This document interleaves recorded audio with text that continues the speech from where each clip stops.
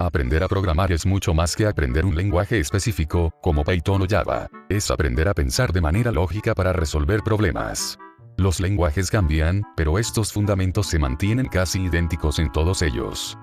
Para entender la lógica de la programación, primero tenemos que entender qué es un algoritmo. En términos sencillos, un algoritmo es una secuencia de instrucciones paso a paso diseñada para resolver un problema o completar una tarea. Para entenderlo mejor, podemos dividir cualquier algoritmo en tres partes fundamentales. Entrada, input, es la información o los elementos que necesitas antes de empezar.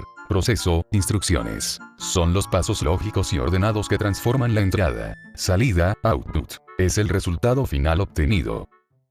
Los algoritmos no son algo exclusivo de las computadoras, nosotros los usamos todos los días sin darnos cuenta. Por ejemplo, esto es un algoritmo, esto también es un algoritmo, esto también lo es. Y esto no. Pero, antes de procesar información, necesitas lugares donde guardarla. Las variables son espacios en la memoria de la computadora donde guardas datos. Imagina que son cajas etiquetadas.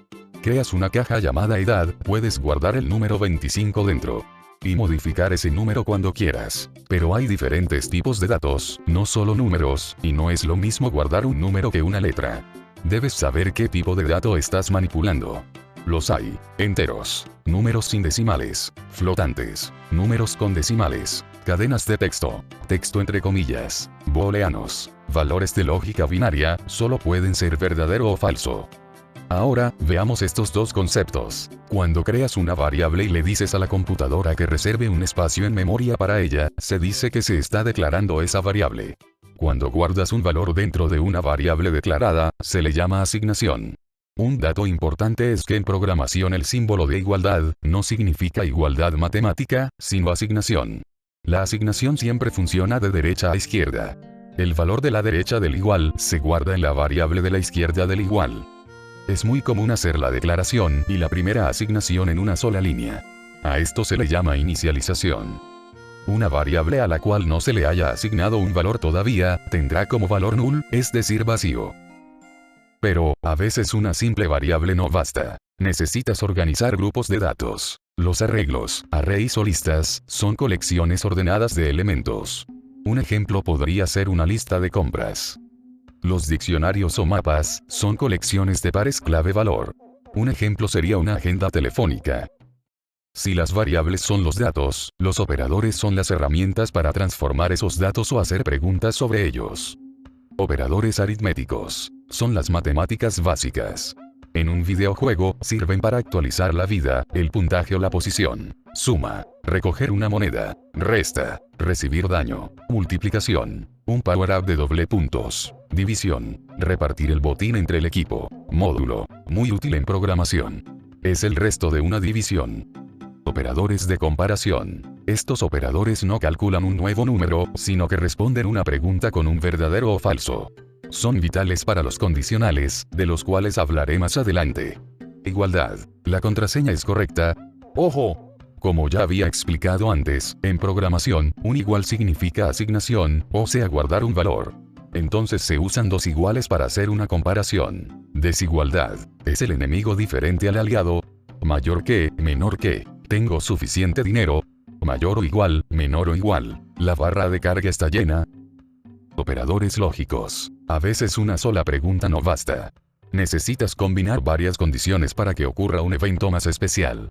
Al igual que los comparadores, responden con un verdadero o falso. Ambas condiciones deben ser verdaderas. Ejemplo, para abrir la puerta del jefe final. Si tengo la llave pero estoy lejos, no abre. Si estoy cerca pero no tengo llave, no abre. Al menos una condición debe ser verdadera. Ejemplo, para perder la partida, pierdes y mueres, o si se acaba el tiempo límite. Cualquiera sirve. Invierte el valor. Ejemplo, inmunidad. Si es vulnerable es falso, entonces es inmune. Si los datos o variables son la parte de entrada de un algoritmo, las estructuras de control serían la parte de proceso del algoritmo. Aquí es donde el programa toma decisiones y deja de ser una lista estática de instrucciones. Condicionales. Permiten que el código tome caminos distintos dependiendo de una situación. Ejemplo, si está lloviendo, lleva paraguas. Si no, lleva gafas de sol. Bucles o iteraciones. Indispensables para no repetir código manualmente. sirven para ejecutar una acción muchas veces. For, cuando sabes cuántas veces quieres repetir algo, ejemplo. Suma 10 veces esta variable. While, cuando quieres repetir algo mientras se cumpla una condición, ejemplo. Mantener el juego encendido mientras el usuario no presione salir. Es importante saber que escribir todo el código en un solo bloque gigante es una mala práctica. Necesitas dividir y organizar.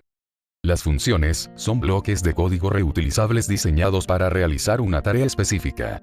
Reciben parámetros, datos de entrada. Devuelven un retorno, resultado. Ventaja. Si tienes que calcular el algo con 20 parámetros distintos, solo escribes la función una vez y la llamas 20 veces. No todas las funciones tienen que tener parámetros de entrada ni tienen que devolver un valor de retorno, pueden solo ser algoritmos que se pueden ejecutar cada vez que se requieran, a estos se les suele llamar métodos, en lugar de funciones. Por ejemplo, un método para hacer que el jugador salte en un videojuego. Un dato importante sobre las funciones es que puedes declarar variables dentro de funciones, lo que hará que estas variables sean locales y solo funcionen dentro de esa función. Ahora, para entender mejor lo aprendido, analicemos este ejemplo sobre un videojuego donde necesites cierto nivel para abrir un cofre. Cabe aclarar que este código no está escrito en ningún lenguaje de programación concreto, es solo un ejemplo para que sea más fácil de entender. También, las líneas que tienen 2 barras al inicio son solo comentarios y no tienen ningún efecto en el programa. Bueno, empecemos. Primero inicializamos una variable llamada nivel jugador en la que guardaremos un 5, por ejemplo. También creamos un arreglo llamado inventario que guardará en cadenas de texto el contenido del inventario del jugador. Creamos un diccionario para el cofre, incluyendo el nivel que se requiere para poder abrirlo, si el cofre está cerrado o abierto y su contenido. Aquí creamos una función para abrir el cofre, en la que le daremos como parámetros el nivel del jugador, ya que se necesita cierto nivel para poder abrirlo, y también le diremos cuál cofre se intenta abrir. En ella tenemos un condicional que se asegura que para poder abrirlo, el cofre tenga que estar cerrado y el jugador tenga suficiente nivel, comparando que la variable está cerrado del cofre sea verdadera y comparando que el nivel del jugador es mayor o igual al requerido por el cofre, asegurándose que ambas se cumplan.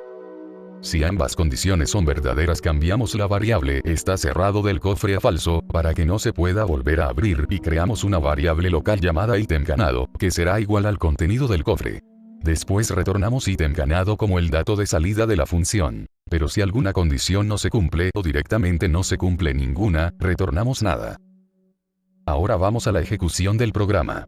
Creamos una variable llamada resultado, que será igual al valor de retorno de la función abrir cofre, a la cual le daremos como parámetros las variables que creamos al inicio sobre el nivel del jugador y el cofre. Para ver el resultado, creamos un condicional en el que verifiquemos si se pudo abrir el cofre, recordando que si el valor de retorno de la función era nada, significa que no se pudo abrir. Si el valor de retorno es diferente a nada, significa que se abrió al cofre. Entonces añadimos el contenido del cofre al inventario e imprimimos un mensaje que diga qué fue lo que se obtuvo del cofre. Si no se pudo abrir el cofre, imprimimos un mensaje que diga que el cofre está bloqueado. Y ya está, ahora sabes cómo funciona la programación. Si ahora quieres empezar a programar, solamente necesitas aprender la sintaxis del lenguaje que te dispongas a usar, y si necesitas ayuda, pues entonces le preguntas a ChatGPT. Y ya.